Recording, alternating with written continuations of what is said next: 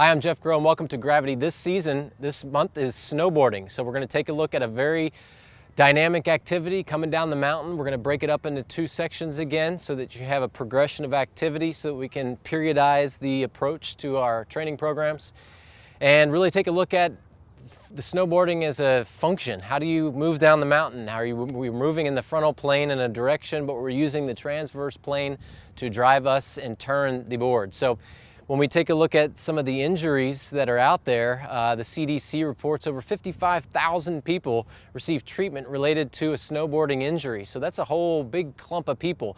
Now, when you take a look at the details of those injuries, you get a lot of head injuries, you get a lot of shoulder injuries, even teeth get knocked out, cervical spine, the acromioclavicular joint gets jacked up, and I have had all of those. So I'm coming to you live with scar tissue and all kinds of stories. So I've both had mild concussions, broken humerus, or broken wrist, all kinds of stuff. So I'm going to try this program before I start snowboarding next time as well. The big group of people that are in there are children.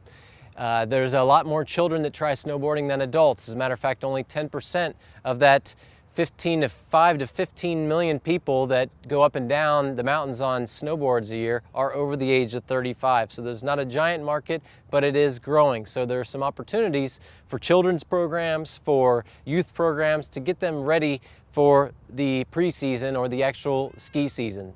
So our goal is really condition the body to respond better to the environment with functional principles and strategies that will help to avoid some of the falls, some of the trauma-based injuries, because when you look back at those injuries, most of them are falling back, most of them are catching edges, trauma. Now we're going to try to focus on getting that proximal strength again and being able to avoid those things with a little bit more intrinsic control before we hit the slopes.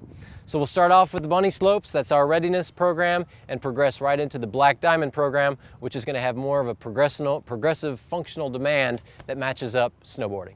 Welcome to the Black Diamond. We're up on top of the mountain now, bigger incline, still looks sunny to me out here, but we are progressing through our program into the next stage, which is more or less the pre-season. So you're about four to 6 weeks out from taking your big trip to the mountain. You've got a bunch of kids or a bunch of young adults or older adults, whoever, who bought into this snowboarding program, and you're ready to progress. So we're going to build on the same strategies. Our goal is to build on that foundation that we built up in your bunny program or the bunny slope program, and again facilitate an environment where we can prevent those falls from happening, to prevent injury, where we get stronger in the trunk, where we get stronger in the ability to turn, we get stronger in the ability to stop, which can be very important with snowboarding. Kind of a tough little skill there, so I always say take some lessons as well before you start down the mountain. So our principles are still the same. We've still got full body movement, we've got a tricky ground reaction force, we've got three-dimensional movement, and we know that this is a driven movement. Just like pretty much everything, something's going to have to drive us to turn. We can't just think about turning and then we turn. Something's got to facilitate that. So if we're going to try to do a top-down approach, we might turn the body one way, which drags the pelvis, and you saw that story in number 1, which is going to get us to turn. So our strategies for the Black Diamond program are to increase this whole dampening or the shock absorption. So we're going to talk about more of the plyometrics. You can see the plyometrics in the first session. Still incorporating these plyos, but also building on more of an isometric strength for just a moment, and then coming back up. So we'll do those drop and holds from a plyometric.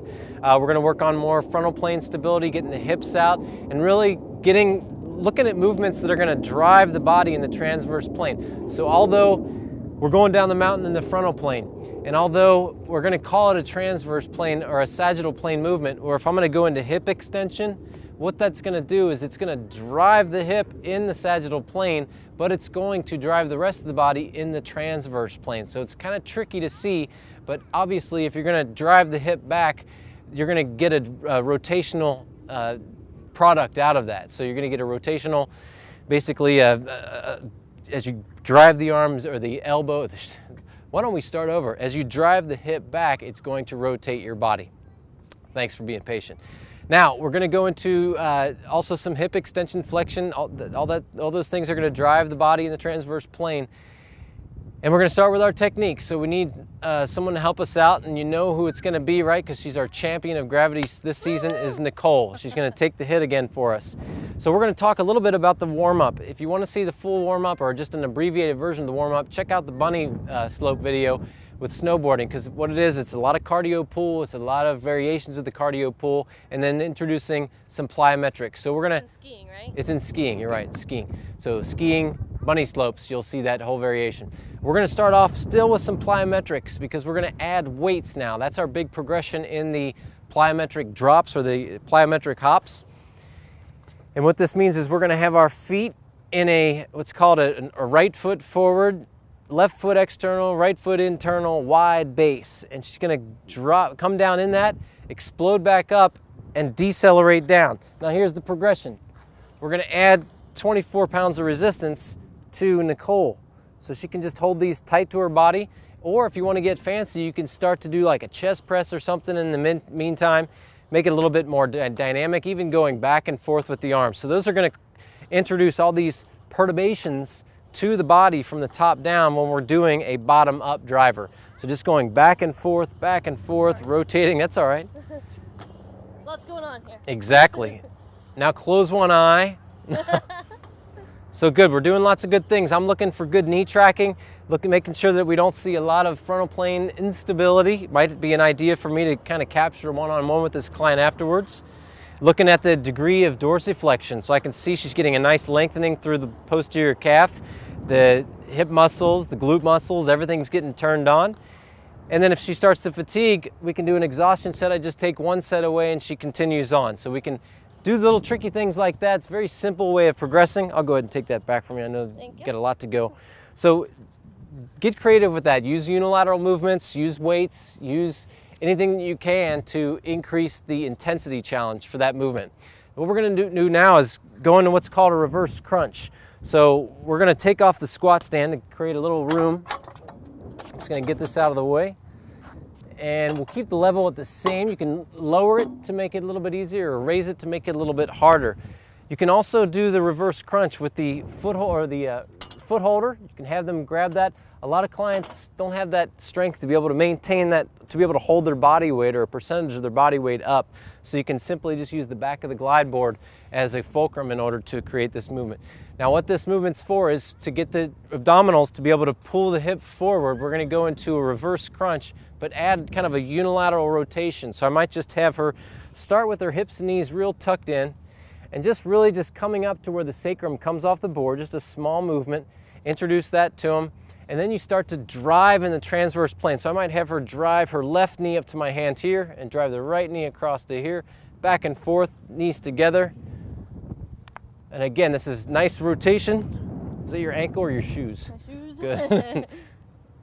And then we might extend the hips out a little bit more to get a more eccentric lengthening of the hips and do that same thing. It's going to add all that weight out on, it's kind of past the center of gravity, so it's going to get more and more intense. And then eventually we go all the way out to extension and then come up. So it's really kind of load and explode. So the hips and abdominals all involved in getting those hips decelerated and transformalized into a concentric explosion of activity. So those will help to facilitate kind of that right knee or left knee drive in that transverse plane to get them to the snowboard to be able to turn. Okay, so that's our reverse, that's a bottom-up approach. Now we're going to go up to a top-down approach. So we're going to go back to that torso rotation. So we're going to link in the pulley system. We've got our friendly military hovering above, watching over San Diego. I'll have you take these and then I'll drop it down quite a bit. How's that? Good. Good level? Yep. Okay, so we probably only need one of these, don't we? Yep. I'll take this one back. And this is the way I can really trick her. I can get into some dynamic movements. So we started in bunny slopes with a traditional bilateral torso rotation. This time what we're going to do is we're going to take a friend away. So we're going to add in a little more intensity with the right arm. The posterior shoulder complex is all going to have to lengthen and decelerate so I can really see nice scapular abduction. It drives across and it's a friend to the trunk. So your posterior shoulders helping out some of those oblique muscles, everything's working together to really drive the upper body around so that you get that board to turn.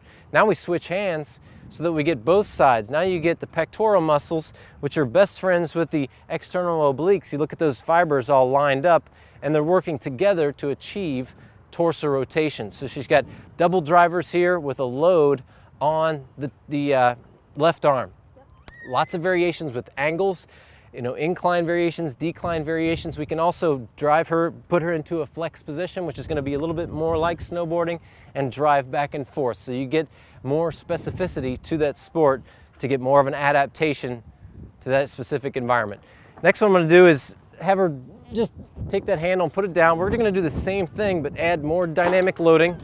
She's going to be we'll stagger the knees again.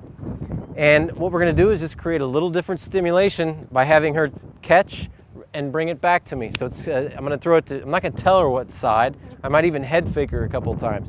So I'll just start off nice and light, have her rotate back and forth. Her whole body's got to adjust to this dynamic load coming through.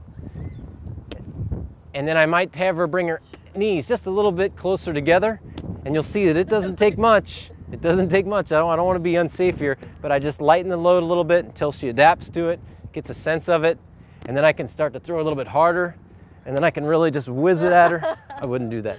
So that's a nice little variation to the trunk rotation. And then we're going to go into, we've kind of gone into this flexion, rotation. Now we're going to go into that extension again to try to get that hip to drive back through that plane. So we're going to get her back into a prone position. We're going to add that squat stand, because what that's going to do is allow us to increase the demand for the upper body strength. Now you can also do this without this and just have the client's feet on the lower base. And I'm going to accommodate for upper body by starting in a fairly high angle. So this will make it a little bit easier as it's higher. So you're going to be in a plank position, and we're going to trick her by bringing her feet all the way up top to the top of the squat stand. Now you can see that there's a little ridge here. She feels fairly stable. I should check with that. Do you feel fairly stable? And this is a big, high bridge, very dynamic, advanced position. Maybe we'll drop the hips just slightly. And what she's going to do is take one leg and drive it in that transverse plane and really open up the front of the hip, go as far as you can, and then go all the way around to the other side. So just an amazing exercise for stability, the upper body, and you get the nice opening up of the hip. Everything has to stabilize. You're getting the glutes fired to drive that up against gravity, back and forth. And it's a really, really fun thing to do, is to start to open up the glide board now. And I don't know if that's appropriate right now, but we can create more instability, which is going to create more stability in the body. So it's a fun movement. Try it basically with your feet on the ground first, and then build up to the squat stand. Nicole's a trained athlete, so we can play around with stuff like that. So these are just some ideas, again, to get you to think about snowboarding in a functional capacity, to be able to create functional programming. You can obviously create 100 different exercises using the GTS, and I sure like to fuse other products like the medicine balls and weights, all to make it more and more functional for that sport. So thanks for joining us for Gravity This Season Snowboarding.